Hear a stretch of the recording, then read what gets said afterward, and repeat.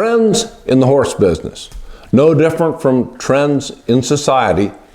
Things go into style, things go out of style. People follow the styles and the trends. Maybe you do, maybe you should. Some of the styles are useful, some of the trends are advancements, but some of them are just fads. Some of them are just blindly copycatting what other people are doing. And in the horse world, it's no different from society as a whole. You see trends in how people dress, their clothes, their hats, the jewelry that they might have on. With tack, you'll see everything will be braided one year. The next year it'll be so full of silver that your horse could get a case of Silver Founder. The year after that, it'll be more plain. All of which doesn't make a whole lot of sense, but people tend to say, oh, that's what I have to have. That's the good stuff. That will get me a better result. You see it with bits. Oh, that bit's gonna change my life. Well, then when it doesn't, the next one comes along and the person says, this is the bit that will get my horse broke. Maybe forgetting that it's the hands that do the job. So let's sort of deconstruct a couple of examples of things that can happen when you follow trends to make you look foolish or maybe just to be useless. Useless copycat of something somebody else did, maybe for a reason, maybe you don't have a reason to do it.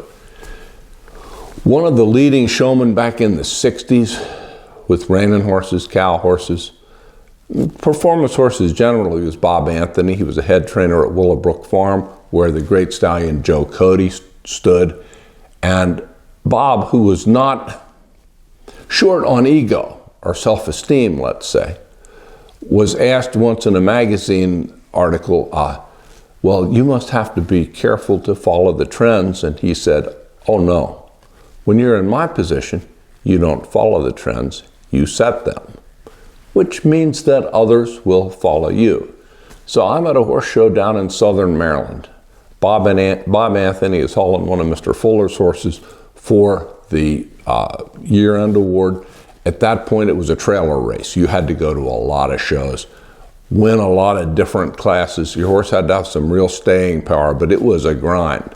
So Bob's down there with one of the Joe Cody horses, and the showground did not have a real good warm-up area.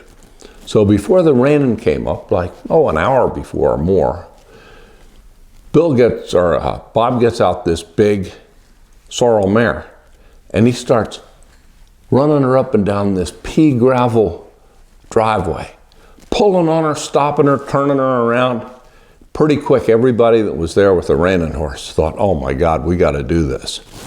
If Anthony's getting that tuned up, if we want to have any chance of getting by him, it's going to be a tough day. We're gonna get to it. So they go running up and down, one and all, up and down this gravel driveway. And for whatever reason, whether it was good judgment or simple indolence, my horse stayed tied at the trailer. But I was interested to watch, and I mean, it got pretty nasty because that little fine gravel isn't exactly where you want to run and stop your horse. One guy peeled the cap off his skid boots. Somebody else ripped off a slide plate. Another horse burned his fetlocks, not a good thing. And Anthony, meanwhile, is watching all these guys running up and down, and their horses are blowing, and they did way more than he ever did. He then saddles the horse he was going to show, a big sorrel gelding, trotted 2 or 3 circles, rode him in the pen to show him cool and collected, won the class going away, and these other idiots were sitting there saying, oh, we've been had.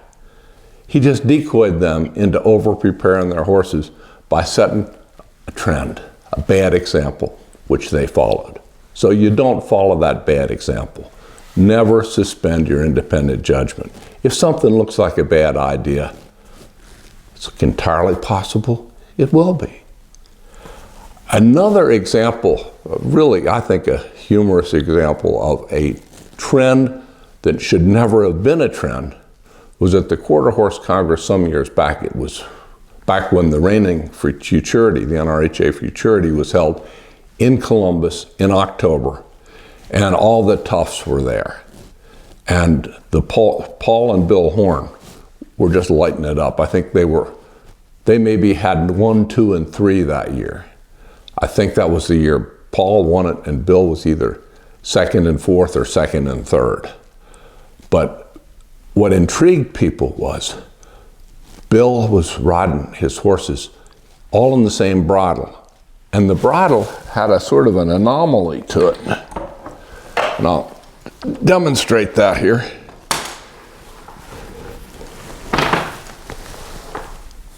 The crown piece was protruding out from the buckle, like this.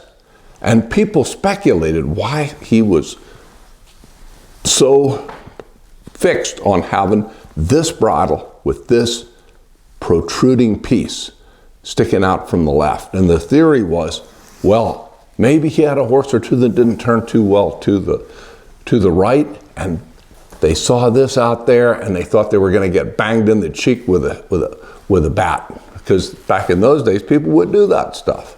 I don't think Bill Horn did, but people would. So people are looking at this, and by the end of the show, there was people riding around right, left, and center. Guess how they had their bridles adjusted? Right like that. So I didn't know Bill Horn. He was a legend and I was a kid. But I was really curious. So after he showed his horse the last time in the go-rounds, I stalked him. I followed him back to his stall. I mean, I just tracked along behind him. And then I went up and I very politely said, Mr. Horn, I gotta ask you a question. Everybody's wondering why you have your bridle set up with that loop sticking out from the left buckle. What's the purpose of that? And he looks at me like it was the dumbest question in the world, although he was very kind. He says, son, he said, my buckle's bent. The leather won't pull through. And that was all it was. He wasn't particularly fastidious about his equipment, and he had a buckle that was bent, so he tucked things in the best way he could and rode on. And that's what it looked like. But by God, by the end of the week, there was horses all over the place. People were saying, boy, that really fixed him going to the right. I pulled that crown piece out a little bit, that slack, and yep, he was aware of that and he stepped away from it. Completely bogus, and to me, kind of amusing that there's a trend that wasn't a trend, never should have been a trend, and was never meant to be a trend, but a trend nevertheless. Final example, and this shows that even with somebody disclaiming a style, people will still follow it. Back in, I think, 1997, I took a young horse to a ray hunt clinic to start. And it was the first experience I'd had with ray hunt. And also, a lot of the folks back here in the East had never met him, never seen his horses, his style firsthand. There was not near the amount of video and stuff around to look at to get an idea of what was coming. And the thing that was immediately apparent was Ray was riding with these weighted saddles with the big old horns and the slick fork and really old school cowboy gear. And he was riding in a snaffle bit with Makate reins. And a lot of us had never seen that. And somebody says, Bill, why? I keep saying Bill, I'm sorry. Ray, why are you using that equipment? What's the deal? And he says, that's just the stuff I grew up with and it's the stuff I'm comfortable with. If you grew up with something else and you're comfortable with that, maybe you ought to just stick with it.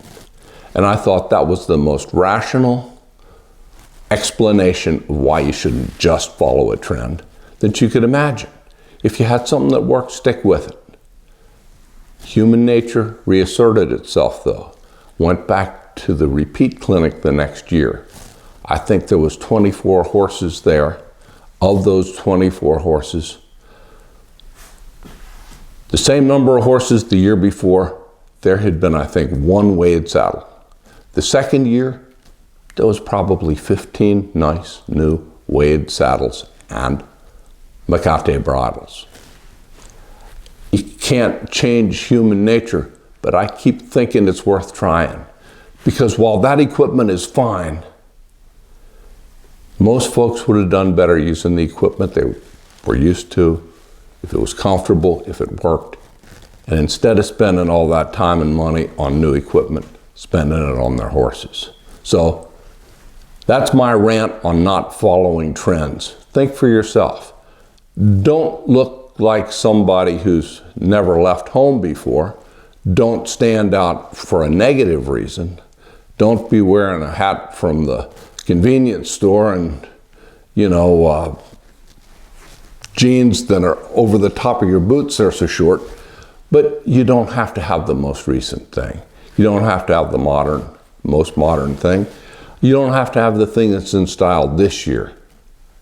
If it's what works and it's what's comfortable for you, go with it. Forget the trend. That, I promise you, is good advice. Feel free to ignore it and follow the trends. Thanks.